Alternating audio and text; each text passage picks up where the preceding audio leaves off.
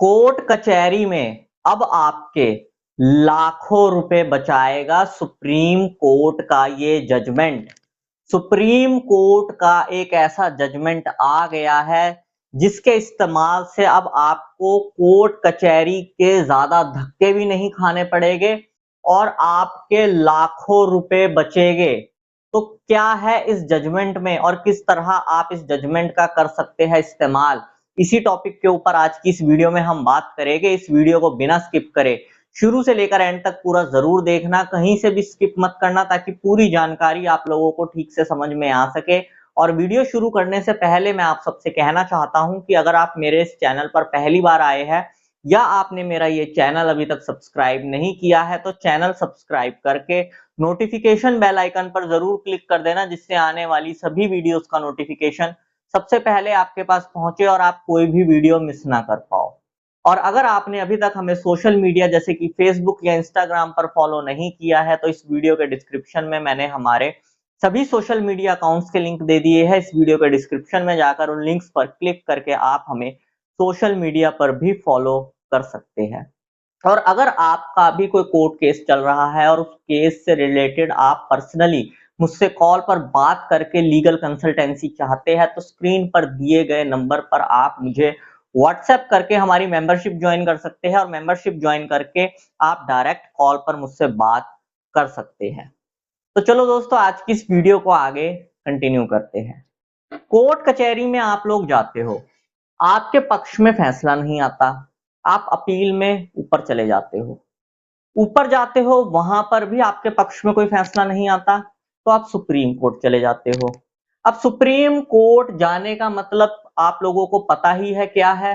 लाखों रुपए खर्च हो जाना प्लस सुप्रीम कोर्ट के अलग चक्कर लगाना। लेकिन अब आपको ऐसा नहीं करना पड़ेगा क्योंकि कुछ ऐसी गाइडलाइंस सुप्रीम कोर्ट ने अपने इस जजमेंट में कही है कि अगर वैसी सिचुएशन आपके केस में है तो आप सुप्रीम कोर्ट के धक्के खाने से बच सकते हो और अपने लाखों रुपए बचा सकते हो। सबसे पहले तो मैं आप लोगों को यह बता दूं कि वो क्या चीज है इस जजमेंट में, कौन से ऐसे फैक्ट्स है जो आपके केस में होने चाहिए तो ही इस जजमेंट का इस्तेमाल आप अपने केस में कर पाओगे। तो जरा ध्यान से सुनना। जब भी आपके ऊपर कोई मुकदमा दर्ज होता है, वो मुकदमा कई बार झूठा भी दर्ज हो जाता है, आपने कुछ नहीं किया होता, आप निर्दोष होते हो, आपको झूठे मुकदमे में फंसा दिया जाता है। जहां पर हम बात करें क्रिमिनल केसेस की तो वहां आपके पास एक ऑप्शन होता है कि आप हाई कोर्ट चले जाओ और हाई कोर्ट जाकर उस मुकदमे को हाई कोर्ट से क्वैश करवा लो। लेकिन कई बार क्या होता है कि क्वैशिंग के टाइम पर आपके पास इतने ज्यादा स्ट्रॉन्ग ग्राउंड्स नहीं होते या फिर इतने ज्यादा स्ट्रॉन्ग सबूत नहीं होते जो हाई कोर्ट उस मुकदमे को क्वैश कर दे, क्योंकि मुकदमा क्वैश करने के लिए बहुत ज्यादा स्ट्रॉन्ग ग्राउंड्स और स्ट्रॉन्ग सबूत चाहिए होते हैं। हाई कोर्ट बहुत ज्यादा स्ट्रॉन्ग ग्राउंड्स मांगता है, बहुत ज्यादा स्ट्रॉन्ग सबूत मांगता है, तभी आपका मुकदमा क्वैश होता है। अब आप होते तो हो बिल्कुल निर्दोष, हाई कोर्ट में जाकर भी आप यही बात बोलते हो कि मैं बिल्कुल निर्दोष हूं, मैंने कुछ नहीं किया, मेरे इस मुकदमे को क्वैश कर दिया जाए। लेकिन स्ट्रॉन्ग ग्राउंड्स और स्ट्रॉन्ग सबूत ना होने की वजह से आपका मुकदमा क्वैश होता नहीं, आपकी क्वैशिंग की पिटीशन जो होती है हाई कोर्ट से डिसमिस हो जाती है। अब हाई कोर्ट से आपकी पिटीशन डिसमिस होने का मतलब क्या बनता है, आपके पास एक लास्ट चांस बचा सुप्रीम कोर्ट का, और सुप्रीम कोर्ट जाने का मतलब लाखों रुपए खर्च होना, क्योंकि सुप्रीम कोर्ट जाना बच्चों का खेल नहीं है। जो थोड़े गरीब टाइप के लोग होते हैं वो लीगल एड से वकील कर लेते हैं, अमीर लोगों के पास पैसा होता है, जो मध्यम वर्ग के लोग होते हैं, मिडिल क्लास होते हैं, वो लोग बेचारे बीच में फंस जाते हैं कि अब हम क्या करें,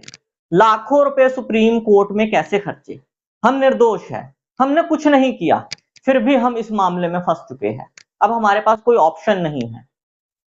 तो दोस्तों, सुप्रीम कोर्ट ने अब इस जजमेंट में आपको ऐसा ही ऑप्शन दे दिया है कि अब आपको सुप्रीम कोर्ट जाने की जरूरत नहीं पड़ेगी, आप हाई कोर्ट में ही दोबारा से क्वेश्चन की पिटीशन डाल सकते हो अगर ऐसी चीजें आपके केस में है। देखो दोस्तों, कानून ये चीज कहता है कि जब भी आपके ऊपर कोई मुकदमा दर्ज होता है तो मुकदमा दर्ज होने के बाद जब वो मुकदमा कोर्ट में चलता है तो हर महीने कोई ना कोई ऐसी स्थिति पैदा हो जाती है कि उस केस की सिचुएशन चेंज होती है। कई बार क्या होता है कि मुकदमा जब आपके ऊपर दर्ज हुआ होता है उस समय आपके पास अपनी बेगुनाही के कोई खास सबूत नहीं होते हैं, लेकिन जैसे जैसे समय आगे बीतता है धीरे धीरे जो मुकदमा दर्ज करवाने वाली आपकी सामने वाली पार्टी होती है वो ओवर कॉन्फिडेंस या कह लो ओवर स्मार्टनेस में आकर कोई ना कोई ऐसी गलती कर देती है कि आपके हाथ बहुत सारी चीजें लग जाती है, मुकदमा आपके फेवर में काफी स्ट्रांग हो जाता है, या फिर कुछ समय के बाद आपके पास वो सबूत आ जाते हैं जो पहले आपके पास नहीं होते। अब लेकिन आप पहले ही छोटे मोटे ग्राउंड्स लेकर या छोटे मोटे सबूत लेकर हाई कोर्ट में अपनी पिटीशन रिजेक्ट करवा चुके होते हो, तो दोबारा आप हाई कोर्ट कैसे जाओगे? तो इस जजमेंट में सुप्रीम कोर्ट ने यही बात कही है कि अगर कोई भी क्वेश्चन की पिटीशन सुप्रीम कोर्ट में लगी, वो सुप्रीम कोर्ट से डिसमिस हो गई और उस मुकदमे में बाद में इन फ्यूचर उस केस के फैक्ट्स चेंज होते हैं, सबूत चेंज होते हैं, कुछ नई चीजें निकलकर उस केस में सामने आती है जो ये दर्शाती हो कि उस केस में जिस पक्ष के ऊपर मुकदमा दर्ज हुआ है वो निर्दोष है, उसे फंसाया गया है। तो आपको क्वेश्चन के लिए हाई कोर्ट से पिटीशन डिसमिस होने के बाद भी सुप्रीम कोर्ट आने की जरूरत नहीं। नई सिचुएशन, नए फैक्ट्स और नए एविडेंसेस के साथ आप दोबारा हाई कोर्ट में ही क्वेश्चन डाल सकते हो। तो इस चीज को ध्यान रखना कि अगर आपके केस में फैक्ट्स चेंज हो गए हैं, नई चीजें आ गई है, नए सबूत आ गए हैं, ऐसी चीजें आपके केस में हो गई है जो केस की पूरी बाजी पलट कर रख दे, तो अब आपको नए फैक्ट्स को लेकर, नए एविडेंसेस को लेकर, नई सिचुएशन को लेकर सुप्रीम कोर्ट जाने की जरूरत नहीं पड़ेगी। आप उन चीजों के साथ दोबारा हाई कोर्ट में ही पिटीशन लगा सकते हो क्वेश्चन की। सुप्रीम कोर्ट के चक्कर और सुप्रीम कोर्ट में आपका खर्च होने वाला लाखों रुपया बचा दिया है इस जजमेंट ने। और मैं आप लोगों को बता दूं इस जजमेंट की खास बात, किसी भी टाइप का कोई भी क्रिमिनल केस क्यों ना हो जो 482 के अंतर्गत क्वैश होता है हाई कोर्ट में, उस हर केस में ये जजमेंट आपके काम आएगा, चाहे कोई भी क्रिमिनल केस क्यों ना हो।